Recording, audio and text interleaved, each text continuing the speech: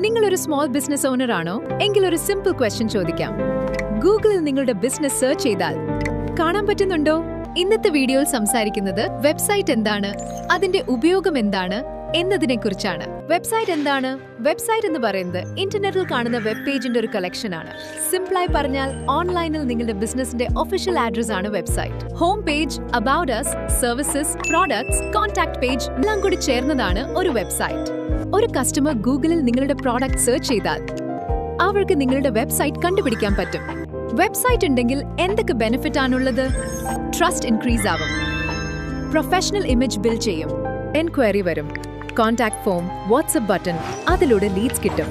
Digital marketing പരസ്യം ചെയ്യുമ്പോൾ വെബ്സൈറ്റിലേക്ക് ട്രാഫിക് കൊണ്ടുവരും.